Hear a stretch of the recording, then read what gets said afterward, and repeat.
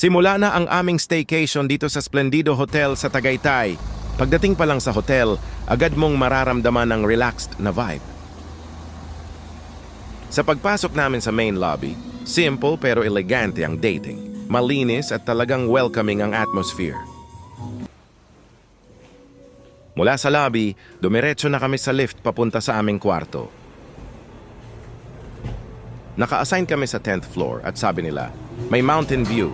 Kaya sobrang excited na kami makapasok at makapag-room tour.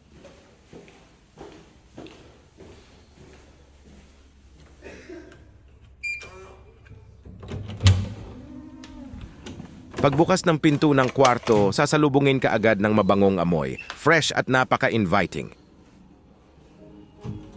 Unang chinek namin ang CR, malinis, kumpleto sa gamit, at may window pa na tanaw ang mountain view. Ang saya lang isipin na habang nagbibihis ka, kita mo ang mga bundok.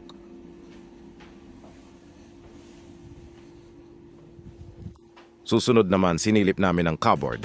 Nandun ang vault, mga hangers at nakaready ang fire extinguisher para sa safety.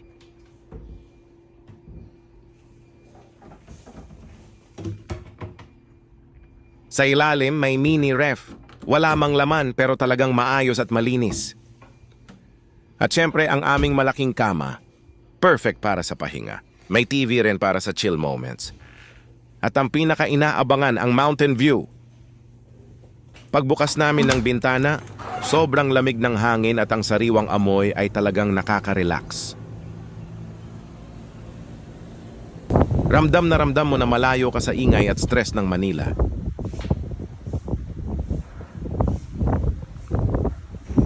Kinabukasan, pumunta kami sa Cafe Solo para sa aming libreng breakfast. Wala pang masyadong tao kaya sobrang peaceful. At talagang swak na swak para ma-enjoy ang pagkain. Maraming pagpipilian, plain rice, garlic rice, scrambled eggs, pancit bihon, cabbage with mushroom, dried fish, chicken afritada, pork tocino, at syempre mga prutas at desserts. Napakasarap mag-breakfast lalo na kapag ganito kaganda ang tanawin, tahimik, malamig at preskong-presko ang paligid. Ganito pala talaga ang tunay na pahinga.